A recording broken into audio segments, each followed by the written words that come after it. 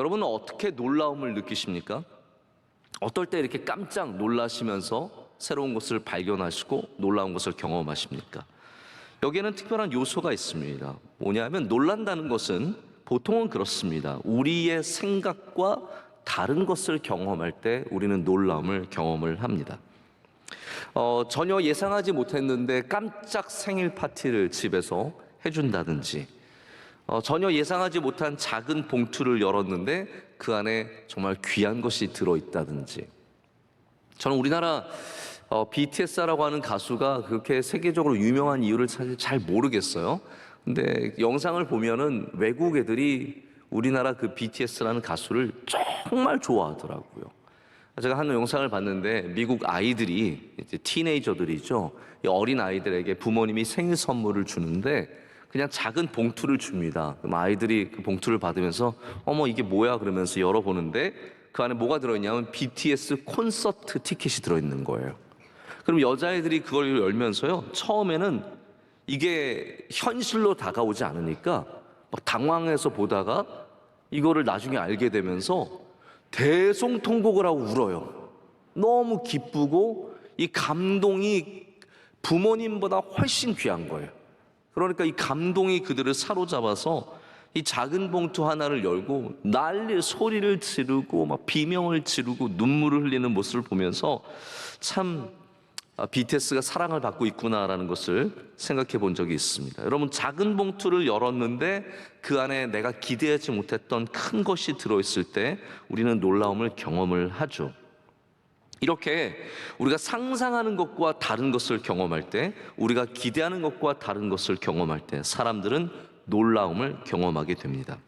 그래서 문학과 영화, 이야기의 가장 중요한 요소 중에 하나가 바로 이 놀라움의 요소입니다. 이 놀라움이라는 것은 원더, 이런 위대함이 아니라 바로 서프라이즈, 깜짝 놀라는 것이죠. 베라 토빈이라고 하는 학자가 이 영화나 문학에 나타나는 놀라움의 요소, Element of Surprise를 심층 있게 연구를 했습니다. 이 동제목 Element of Surprise라는 놀라움의 요소라는 책에서 이 사람이 뭐라고 주장하냐 하면, 우리 사람들은 생각하는 모든 것에 한계가 있다라는 거예요. 우리가 생각할 수 있는, 상상할 수 있는 모든 것들에는 기본적으로 한계가 있는데, 문학이나 영화에서 이 한계를 뛰어넘는 이야기가 나올 때 사람들은 거기서 신선한 충격을 받고 놀라움을 경험한다라고 얘기를 합니다. 자, 이게 중요한 것 같아요. 우리 인간이 갖고 있는 생각의 한계들, 우리가 갖고 있는 상상의 한계들을 뛰어넘는 이야기가 바로 놀라움의 이야기라는 겁니다. 아마 여러분께서도 기억하신 영화 중에 그런 영화들이 있을 겁니다. 놀라움을 선사해줬던 식스센스 같은 영화, 혹은 유주얼 서스펙트 같은 영화들이 바로 그런 예입니다. 자, 근데 이게 문학에만 이런 장치가 있는 것이 아니라 하나님의 말씀에도, 바로 하나님의 이야기에도 굉장히 많은 놀라움의 요소가 있다는 것을 여러분께서 잘 알고 계십니다. 성경에는 얼마나 많은 놀라운 이야기들이 있습니까? 가로막혔던 바다가 있으면 우리의 생각은 거기에서 멈춥니다. 우리의 상상력은, 우리의 기대감은 거기서 멈추게 되는데 하나님은 거기서 바다를 열어주셨습니다. 할렐루야. 우리에게 놀라움을 보여주셨습니다. 주변을 돌기만 했는데 여리고성이 무너졌습니다. 우리는 그곳에서 놀라움을 갖습니다. 우리가 한 것이 없는데, 노력한 것이요 수고한 것이 없는데 무엇인가가 무너질 때 우리는 놀라움을 경험하게 됩니다. 엘리사가 마지막 기름과 빵을 먹었을 때 하나님께서 가지고 온, 그 과부가 모은 모든 기름통에 기름을 채워주셨을 때 우리는 상상력이 끝난 그곳에서, 우리의 생각이 끝난 그곳에서 하나님께서 새로운 일을 행하실 때 우리는 놀라움을 느꼈습니다. 나만 장군이 7번 이 요단강 물에 들어갔다 나왔을 때, 온몸이 깨끗해졌을 때 우리는 그곳에서 굉장히 큰 충격을 받습니다. 여러분, 이런 놀라움이 갖고 있는 공통점이 무엇일까요? 이 놀라움의, 하나님의 이야기에 있는 놀라움의 공통점은 바로 하나님의 이 놀람의 요소를 통해서 하나님께서 얼마나 위대하시고 능력 있으신 분이신지를 드러내신다라는 거예요. 다시 말씀드리자면 하나님이 보여주시는 놀라움은 그냥 깜짝 놀라는 그 놀라움이 아닙니다. 깜짝 놀래라? 그게 본질이 아니죠. 그 바로 우리의 생각과 우리의 상상력을 뛰어넘는 그 자리에서 우리는 무엇을 보게 되냐면 하나님의 능력의 본질을 보게 됩니다. 할렐루야. 바로 놀라움이 궁극적인 목적이 아니라 하나님의 능력의 본질을 보라는 것이죠. 그래서 우리는 놀라움을 통해서 하나님이 어떤 분이신지 알아가게 됩니다. 자, 보십시오. 그래서 여러분들의 신앙에 하나님의 사건의 놀라움을 경험하셔야 돼요. 그럴수록 우리는 하나님이 어떤 분이신지를 더 알아가게 되어 있다라는 겁니다. 자, 그렇다면 이렇게 하나님의 놀라운 역사 속에 하나님의 능력의 본질이 드러난다면 우리가 믿음의 놀라운 일들을 할 때도 오늘 성경 말씀에 나오는 이 믿음의 놀라운 일들을 할 때 우리의 믿음의 본질도 드러나게 되어 있다라는 겁니다. 다윗이 바로 그런 예입니다. 다윗의 한 일들을 보면은 우리의 생각을 뛰어넘는 일들이 너무나 많습니다. 골리앗 앞에 뛰어든 일이라든지 사울을 용서한 일이라든지 적들을 대하는 태도라든지 이런 것들을 보면은 대부분 우리가 머물러 있는 곳에서 그는 몇 발자국 더 우리보다 앞서 나가는 것을 보게 됩니다. 자, 그러면 다윗은 그것으로 그냥 우리를 놀라게 하고 끝이겠습니까? 아니죠. 다윗이 그것을 통해서 바로 믿음이 무엇인지 본질을 드러낸다라는 겁니다. 놀라움이 없는 믿음은 다시 말하자면 능력이 없는 믿음입니다. 놀라움의 신비는 그냥 사람을 누군가를 깜짝 놀라게 한다는 것에 있는 것이 아니라 그 놀라움을 통해서 하나님이 어떤 분이신지 그리고 우리의 믿음의 본질이 무엇인지를 드러내는 것에 있습니다. 오늘 말씀은 로마서 우리가 잘 아는 유명한 12장 2절의 말씀처럼 예수 그리스도를 믿음으로 말미암아 변화를 받은 우리들이 이제 우리 삶 속에서 어떤 놀라움의 신비를 갖고 살아야 하는지를 말씀하시는 부분입니다. 자, 여러분들은 예수님을 믿는 믿음 때문에 누군가에게 놀라움을 선사한 적이 있으십니까? 예수님을 믿는 믿음 때문에 내 자신의 행동에 대해서 놀란 적이 있으십니까? 내가 이럴 줄은 몰랐는데 내가 이렇게 하다니. 야, 역시 예수님 믿으니까 사람이 달라지는구나. 할렐루야. 이것이 바로 놀라움의 중요한 역할들이라는 것이죠. 자, 로마서의 구조는 여러분께서 이미 잘 알고 계실 것 같아서 길게 설명을 하진 않겠지만 12장은 이런 구조를 갖고 있습니다. 예수 그리스도를 믿는 사람들이 어떻게 살아야 하는지 삶의 본을 보여주고 있는데요.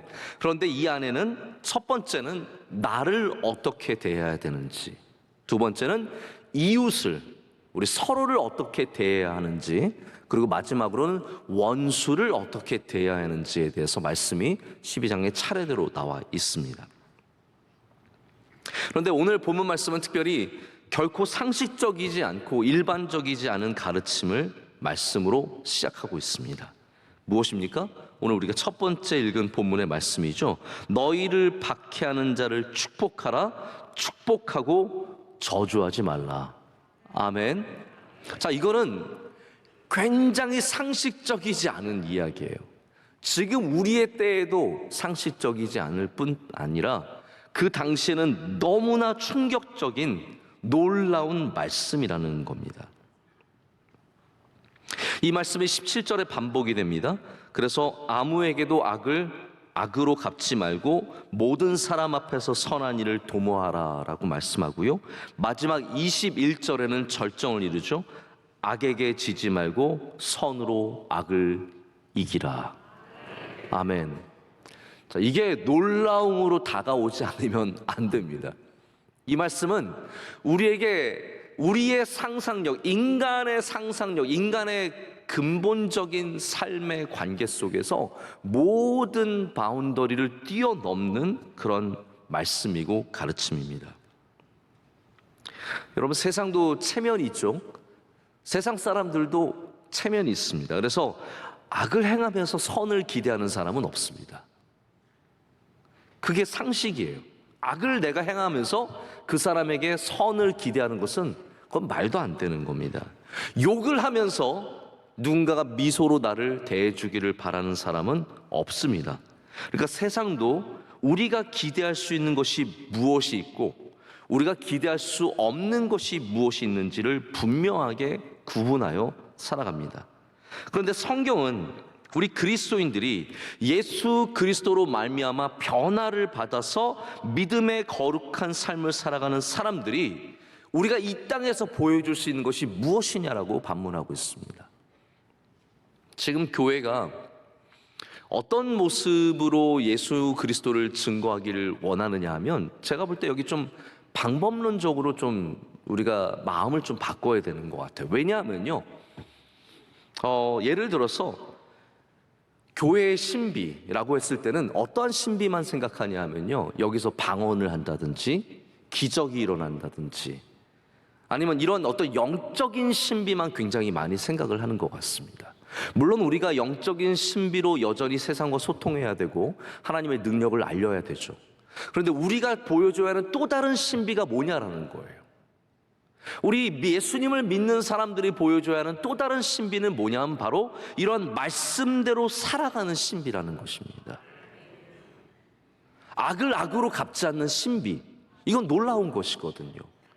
욕하는 사람에게 웃어줄 수 있는 신비, 그러니까 우리의 신비가 너무 영적인 것에만 매여 있기 때문에 세상이 더 이상 교회를 통해서 놀라움을 경험하지 못하게 된다는 겁니다. 여러분, 영적인 능력도 귀합니다. 하지만 우리가 어떻게 말하고 어떻게 행동하느냐, 바로 그것을 통해서 세상이 기대할 수 없는 놀라운 믿음을 보여주라라고 말씀하고 계십니다. 제가 함부로 한국 교회를 진단하진 않지만 우리 한국 교회에 놀라움의 요소를 잃어버린 모습들이 참 많다라는 생각을 해보게 되었습니다. 자기 반성적인 성찰이었습니다. 제가 말씀을 준비하면서 그런 생각을 해봤거든요. 어쩌면 세상은 이제 교회로부터 놀라움의 신비를 경험하지 못하는 게 아닐까. 여기 와서 놀라는 것이 하나도 없어요. 그냥 예배예요.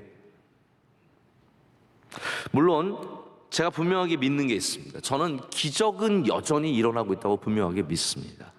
하나님의 능력은 변치 않고 하나님의 능력은 위대하신 것을 저는 분명하게 믿습니다. 그리고 하나님의 놀라운 역사는 계속해서 일어나는데 그 신비는 여전히 존재하는데 바로 우리가 가진 믿음의 놀라움은 잘 보여주지 못하고 있다는 말입니다.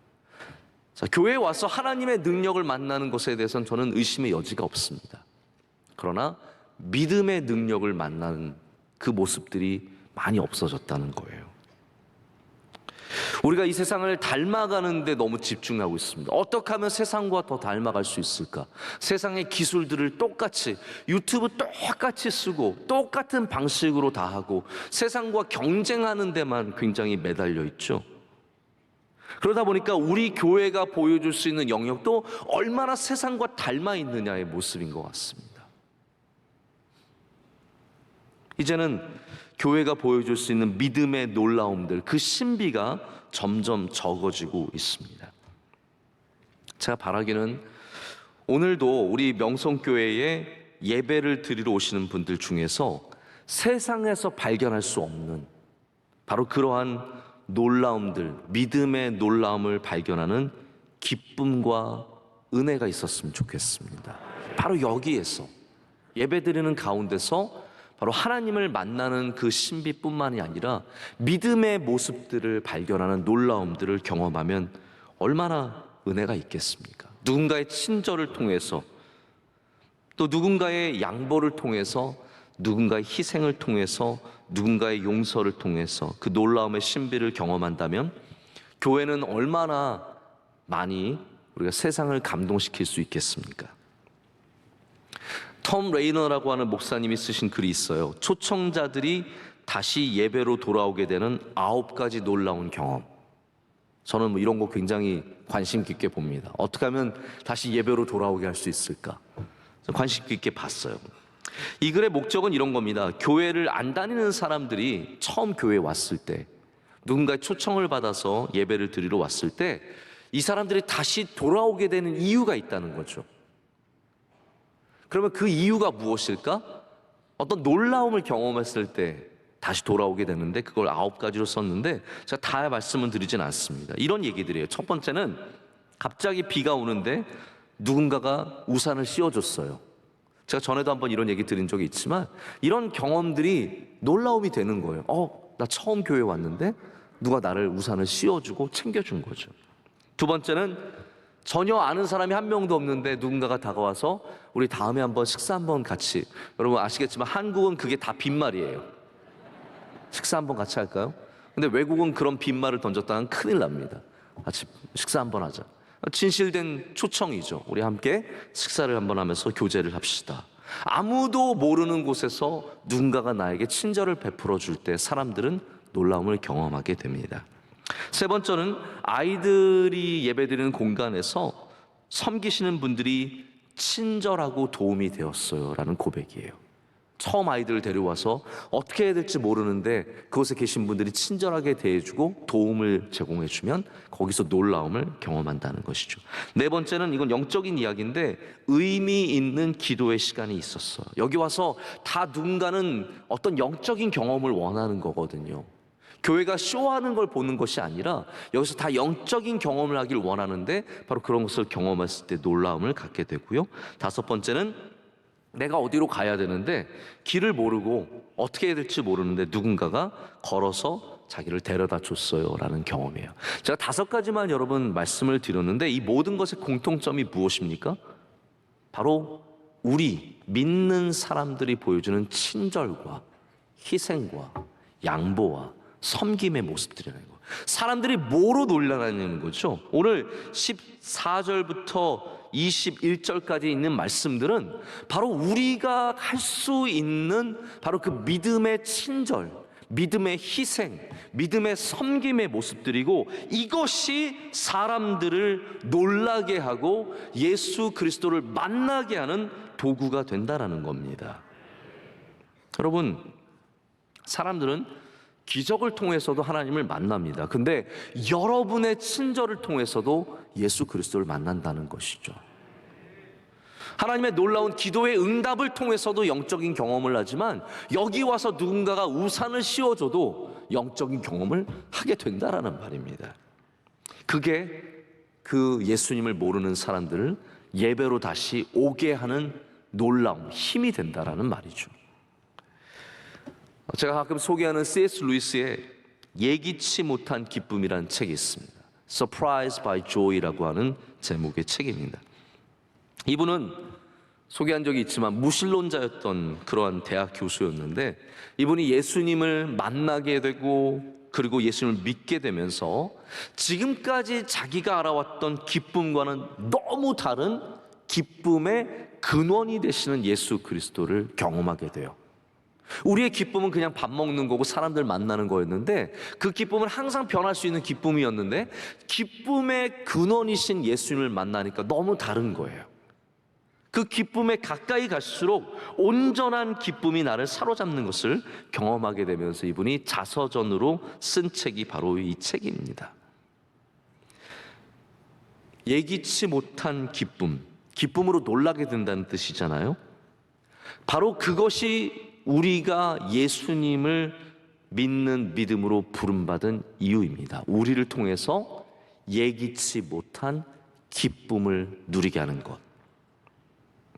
우리가 오늘 말씀처럼 원수를 저주하는 것이 아니라 축복하는 사람이 될 때, 공감을 갖고 누군가와 공감하면서 함께 웃고 함께 울을 때, 우리가 교만하지 않아서 높은 채 하지 않고 낮은 마음으로 누군가를 대하고 섬길 때 사람들은 우리를 통해서 기쁨의 근원이신 예수 그리스도를 만나는 신비를 누리게 됩니다.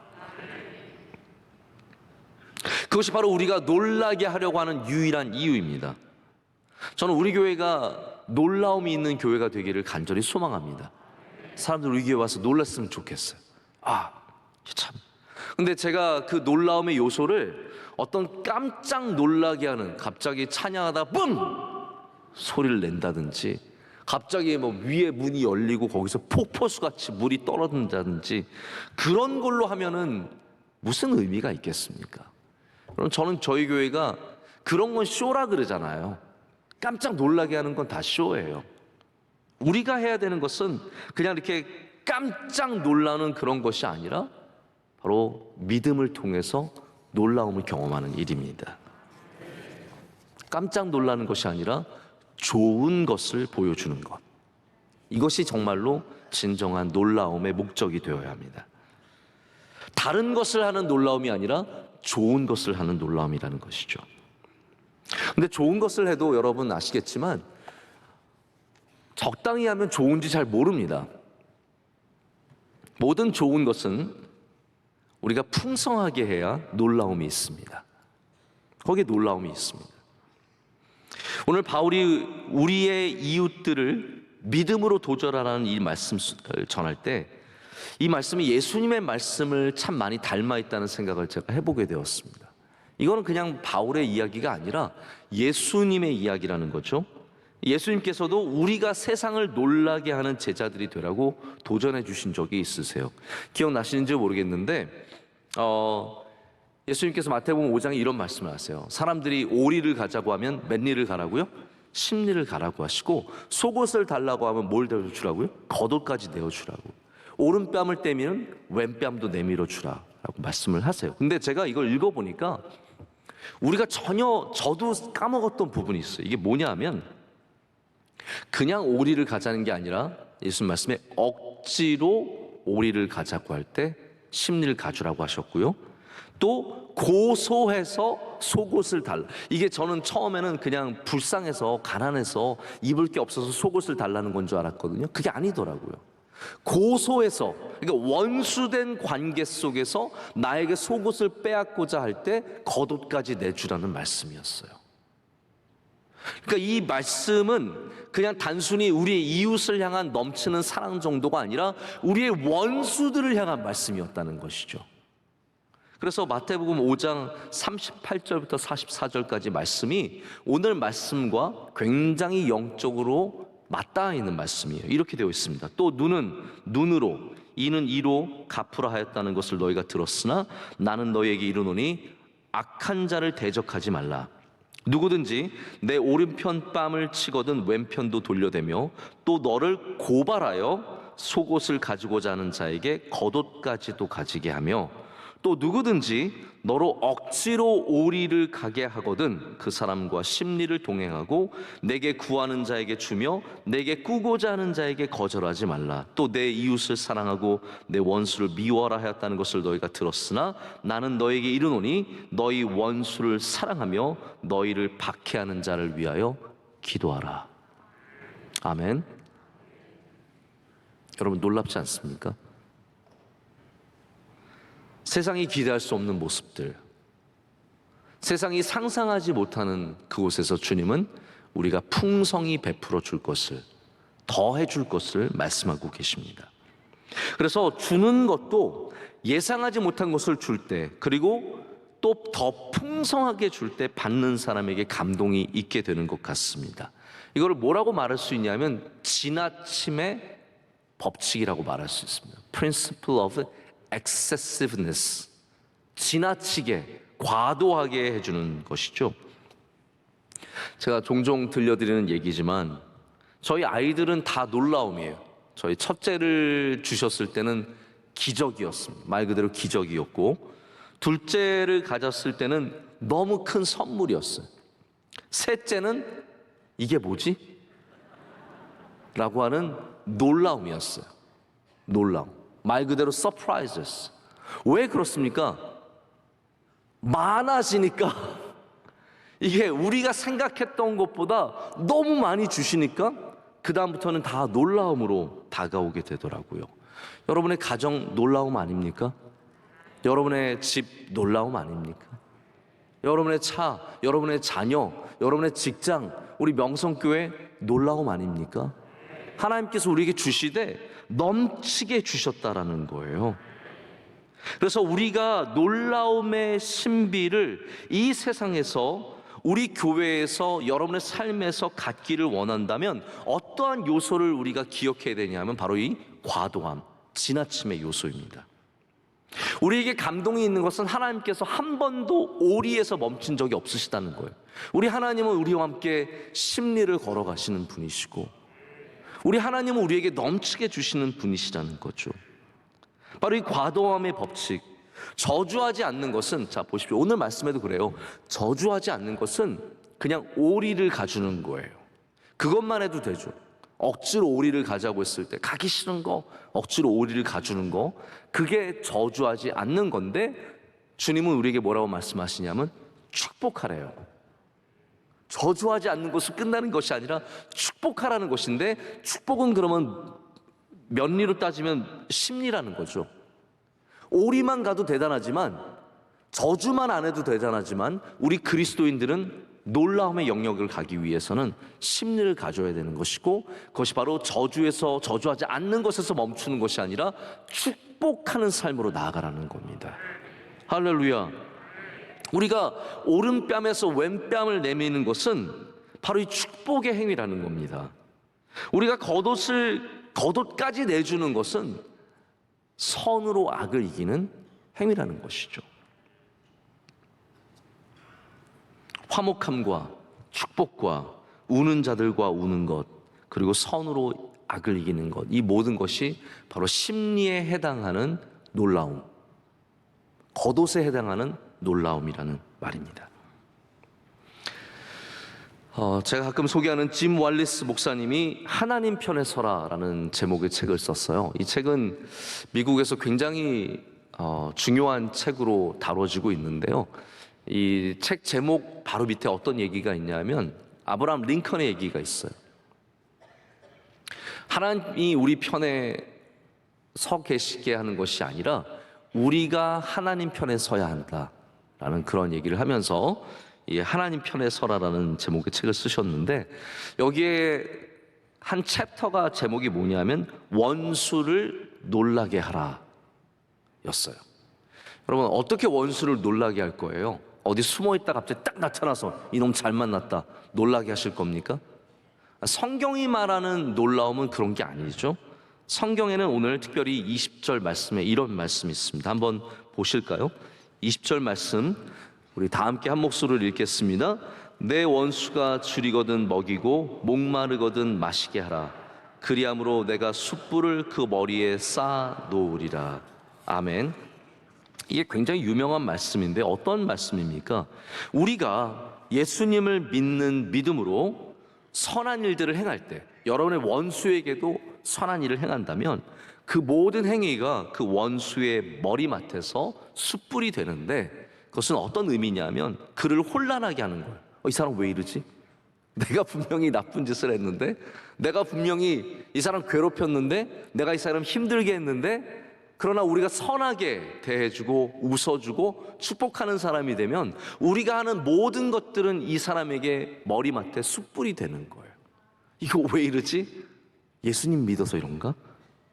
그를 혼란하게 하고 놀라게 하고 결국은 그 복음의 능력에 그 사람이 무릎을 꿇게 된다는 말씀이라는 것이죠.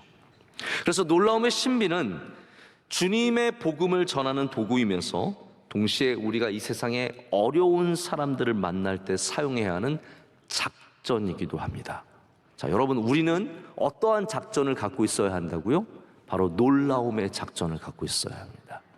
내가 어떻게 사람들을 대하느냐, 그냥 친절하게 그냥 잘해주는 것, 여러분, 그 이상으로 우리는 놀라움의 작전을 갖고 있어야 돼요. 자, 아내에게도 놀라움의 작전이 있어야 돼요. 그냥 아내가 해달라는 거 억지로 가서 막 겨우 싫은데 막 설거지 힘들, 청소할 때 영혼이 떠난 청소 있잖아요.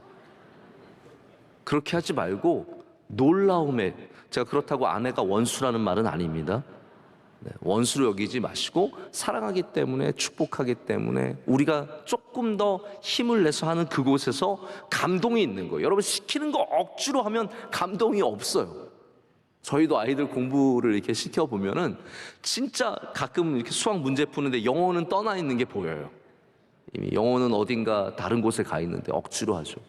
그런데 그게 아니라 집중하고 우리가 시킨 것보다 나 하나 더 할래요라고 했을 때 정말 감동이 쓰나미처럼 밀려 들어오는 걸 느끼거든요. 모든 것이 그렇습니다. 우리가 그냥 해야 되는 것을 억지로 할 때는 감동이 없어요. 여러분, 하나님께 우리가 어떻게 놀라움을 보여드릴 수 있을까요? 억지로 하는 것이 아니라 기뻐하는 마음으로 할 때. 우리의 예배가 와서 억지로 나는 이거 겨우 봉사니까 와서 그냥 팔짱 끼고 졸면서 그냥 예배 드리는 게 아니라 내가 정말로 하나님 앞에 진실되게 조금이라도 나간다면 여러분, 그 예배가 하나님께 감동이 되고 하나님께도 놀라움을 선사할 수 있다는 것이죠. 여러분, 하나님은 우리와 다르셔서 어떤 생각에 한계가 없으시고 기대함에도 한계가 없으세요. 그러나 여전히 우리가 하나님을 놀라게 할 수 있습니다. 바로 우리의 예배와 우리의 삶 속에서 이렇게 하나님이 기대하신 것 이상으로 기꺼이 할 때 우리가 세상을 놀라게 할 뿐만 아니라 하나님도 놀라게 할 수 있다는 것이죠. 자, 놀라게 하는 것을 목표로 삼는 것은 사실 조금 웃긴 얘기입니다. 여러분, 생각을 해보세요. 내가 사람을 놀라게 해야지. 만나는 사람마다 깜짝 놀라게 하고 뒤에 있다가 가서 콘서트 할렐루야 해가지고 놀라게 할수록 훌륭한 크리스찬이 된다? 그거 참 걱정하셔야 돼요. 교회 올 때마다 오늘 안 놀래려고 노력하셔야 되고, 만나는 사람마다 놀래키려고 하는 사람도 있고, 얼마나 웃기겠습니까? 우리가 원하는 일은 그렇게 깜짝 놀라게 하는 일은 아니죠. 우리가 정말로 원하는 것은 그렇게 놀라게 하는 것이 아니라 예수님 믿는 삶이 놀랍다라는 걸 보여주는 일입니다. 이번에 우리 한국에서 코로나 환자가 정말로 급증을 하고 미국을 비웃고 영국을 비웃던 우리가 정말 웃기는 나라가 되어버렸는데요. 저희와 함께 동역하는 사마리아 퍼스에서 서울시와 또 고려대학교와 협업을 해서 모듈형 병원을 짓습니다. 미국에도 코로나 환자가 급증할 때 미국의 뉴욕의 센트럴파크에 병원들을 지어서 이 텐트형 병원들 지어서 거기서 환자들을 다루었는데, 우리나라에서도 그 일을 하고 그 일을 위해서 한국 교회들이 함께 힘을 모아서 돕게 되었습니다. 우리 교회도 오셔서 빌리 그레함 손자 되시는 에드워드 그레함이 인사를 한 적이 있는데, 제가 그 다음날 그 에드워드 그레함 만나서 함께 그곳을 돌아보게 돼요. 쇼케이스 하는 곳에 가서 제가 보게 되었어요. 병원들을 막 세워놓고 텐트들이 세워져 있는데, 제가 한 곳에 갔는데 이렇게 어떤 문장이 적혀 있는데 너무 그게 감동이 되는 거예요. 뭐라고 적혀 있냐면 이렇게 적혀 있었어요. 이분들의 모토예요. 재난이 있는 지역에 그 누구보다 빨리 도착하다. 그러니까 이 사마리아 퍼스의 목적은 뭐냐면, 재난이 있으면 세계 어떤 군대보다 더 빨리 도착하는 것이 목적이고요. 또 거기서 그냥 도착하는 것만이 아니라 그리스도의 이름으로 가장 좋은 것으로 돕는 것이라고 적혀 있어요. 자, 거기에 굉장히 감동이 되더라고요. 베스트래요. 가장 좋은 것으로. 그럼 많은 사람들이 예수님의 이름으로 하면 가장 좋은 것으로 하기보다는, 그렇잖아요. 우리가 뭐 선교를 하면은 어떻게 가장 좋은 걸로 해? 그냥 적당하게 좀 싼 걸로 하고 뭐 이렇게 될 때가 참 많거든요. 근데 제가 뭐에 도전을 받았냐면 베스트라는 단어에 굉장히 도전이 되더라고요. 여러분, 우리가 하나님께 드리는 것, 하나님 앞에서 살아가는 것, 믿음의 삶, 어떻게 보면은 그냥 믿음은 적당하게, 너무 튀지 않게, 너무 열심히 아니게 그냥 적당하게 하는 것으로만 머물러 있을 때가 얼마나 많았습니까? 근데 오늘 말씀은 우리에게 너희 그냥 적당하게 살아라가 아니죠. 베스트로 살아라는 것이죠. 믿음의 베스트로 나아가서 그 믿음의 모습들을 보여주고 그것으로 도전하고 그것으로 주님의 영광을 나타내라는 말씀입니다. 저도 그래서 여러분께 오늘 좀 도전을 드리고 싶습니다. 여러분에게 바로 예수님이 모습 요구하시는, 예수님이 제자들에게 요구하시는 베스트를 내어드리시기를 축복합니다.